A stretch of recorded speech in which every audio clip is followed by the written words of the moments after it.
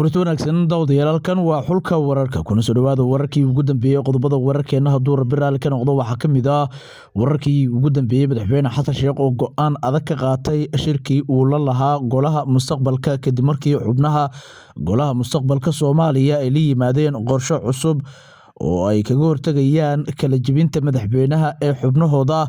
haddaba muxuu yahay qorshaha mucaaradku ay la yimaadeen iyo arinta madaxweyne Xasan Sheekh Maxamuud oo ganafka ku dhuftay waxaa la wadaagi doonaa shaka xoog leh oo laga muujinayo in shirka uu burbur ku dhow yahay iyo sidoo kale golaha mustaqbalka oo maanta la shir aan caadi ahayn way kaga harisanayaan go'aanka ay la hortagayaan madaxweynaha Jamhuuriyadda Federaalka ah ee Soomaaliya iyo diidmadiisa oo uu kala hor yimid qaar kamid ah xubnaha golaha mustaqbalka tallaabo ay qaadeen waan idin la wadaagi doonaa.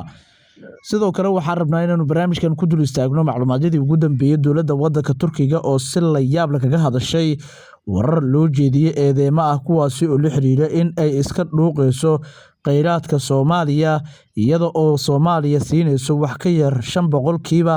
haddaba heedaha loo jeediyay dowladda Turkiga oo si lama filaan ay kaga hadashay iyo warka cusub ay soo saartay ayaanu idiin soo gudbin doonaa.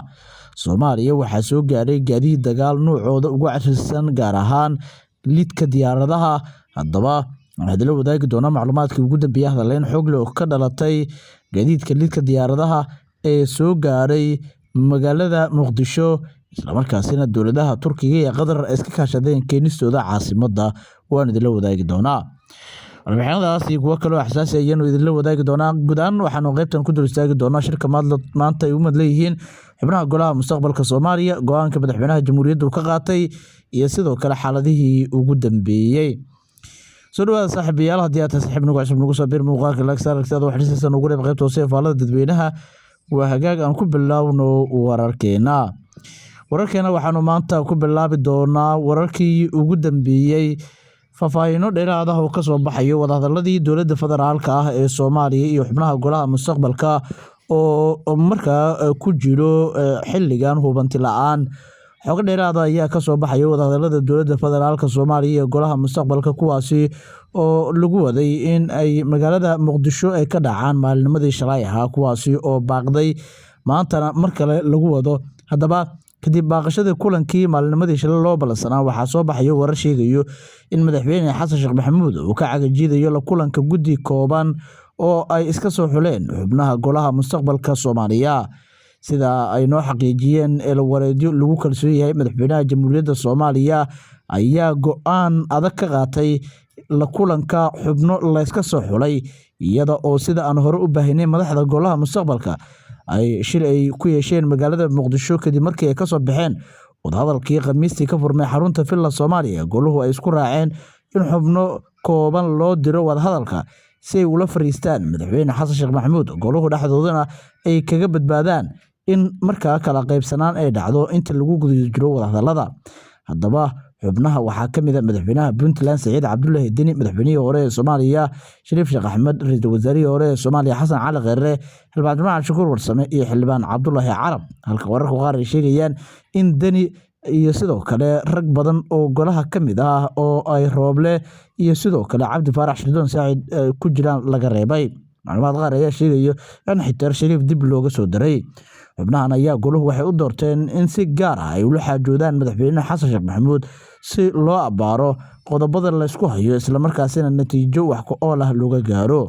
kadib markii uu banaanka u soo baxay go'aanka golaha mustaqbalka waxaa la sheegay in madaxweyne Xasan Sheekh Maxamuud uu shardi uga dhigay mucaaradka in ay u yimaadaan iyaga oo dhameystiran balse uusan si gooni ah u kala qaabili doonin. xogtu waxay tilmaamaysaa in madaxweynuhu rabo inuu ka faa'iideysto kala aragti duwanaanshaha imaan kara marka ay dhammaan hoggaanka mucaaradku wada joogaan. Xasan Sheekh Maxamuud ayaa la sheegay inuu aaminsan yahay in guddi kooban ay ku adkeyn karaan gorgortanka halka kulanka guud uu fursad u siin karo in uu dhex galo aragtiyada kala duwan ee mucaaradka dhexdiisa uuna sidaasi uga faa'iideysan karo. wararka ayaa intaasi ku sii daraya haddii mucaaradku ay ku adkeystaan go'aankan madaxweynuhu isaguna uu ka maquuran doono in uu toos ula xajoodo guddi uuna iska horgeyn doono guddi wasiire ah oo uu xil saarayo in ay la macaamilaan halkii isagu si toos ah ula kulmi lahaa.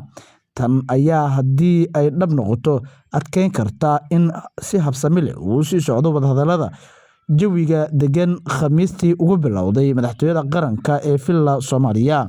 Haddaba madaxweynaha Jamhuuriyadda Soomaaliya waxaa la xaqiijiyay in go'aankii ugu dambeeyay uu ka qaatay la kulanka raggan haddiiba ay doonayaan in ay qorsho ay u ciyaaraan. Waxaana madaxweynuhu sheegay haddii guddi ay soo dirsataan aniguna wadahadalku waxa u saari doonaa guddi wasiiraha kuwaas ayaa la xaajoon doontaan. Ragga mucaaradka waxay u arkaan guddiga wasiiradu inaysan ahayn kuwo go'aan gaari kara taasi awgeedna inay u baahan yihiin inay la xaajoodaan si toos ah madaxweynaha Jamhuuriyadda Federaalka ah ee Soomaaliya. Tani waa sababta u muuqanayso in shirka burbur uu ku dhow yahay sida ilo wareedyo wargal ah aynu ka soo xiganay. Haddaba dib u dhaca shirka maalnimadii shalay ahayd sababtaas ayaa lagu sheegay maanta. Dhinaca kale xubnaha golaha mustaqbalka waxay leeyihiin shir gaar ah. Shirkan ayaa ay xubnaha golaha mustaqbalka waxa ay kaga arrinsanayaan tallaabada madaxweynaha Jamhuuriyadda Federaalka ah ee Soomaaliya Mudane Xasan Sheekh Maxamuud oo go'aankaasi ugu hordhigay xubnaha golaha mustaqbalka iyaga oo doonayo in ay go'aan ay ka gaaraan waxyaabaha ay madaxweynaha iyaga oo doonayay inay go'aan ay ka gaaraan tallaabada madaxweynaha Jamhuuriyadda Soomaaliya uu qaaday iyo sidoo kale go'aanka uu ka qaatay xubnahooda. waa hagaag daawadayaal aragtida ku aadan qodobkaas hoose ee ugu riib kartaa warbixinada kale ee barnaamijkeena ku jira haddaan fiirino magaalada Muqdisho waxaa la keenay qalab casri ah kuwaasi oo lidka diyaaradaha uu ku jiro. Diyaaradda militariga ee Qatar ayaa maalinimadii shalay ahayd magaalada Muqdisho keentay qalab difaac oo casri ah kaasi oo laga keenay dalka Turkiga.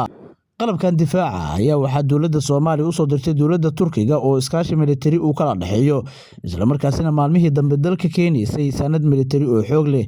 Diyaaradaha xamuulka nooca Boeing C-17 oo markaasi ay leedahay ciidanka cirka ee dalka Qatar ayaa garoonka diyaaradaha cadde magaalada Muqdisho keentay qalabka difaaca hawada. Haddaba raadarkan oo leh awood gaarayso 185 kilomitir ayaa ah nooca 3D ah oo loogu talagalay ogaanshaha bartilmaameedyada ku duulaya jooga hoose sida diyaaradaha droniska iyo gantaalada.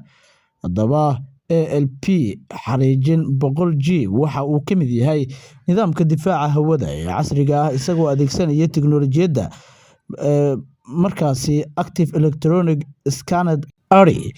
Warbixin la helay ayaa tilmaamayso in qalabkan loo qorsheeyay goobta laga hirgelinayo xarunta dayax gacmeedka Turkiga uu ka hirgelinayo gudaha Soomaaliya iyo goobta laga tuurayo gantaalada ee Turkiga ka dhisayo duleedka degmada Warshiiq ee gobolka Shabeellada Dhexe.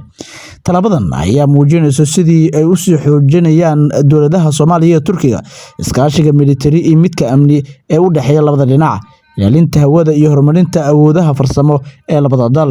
Si kastaba ha noqotee dowladda Turkiga ayaa maalmihii dambe dalka keenaysay sanad militari iyada oo maantana garoonka diyaaradaha caalamiga ah ee magaalada Muqdisho aadan cadde ka soo dejisay diyaaradahaasi xamuulka militari ee nooca Airbus A400M Atlas oo ah kuwa markaasi qaada hubka aadka u culus. Iskaashi amni u dhexeeya Soomaaliya iyo Turkiga ayaa sii xoogeysanaya iyadoo Ankara ay dhowaan ay dalka keentay diyaaradaha casriga ah ee dagaalka F-16.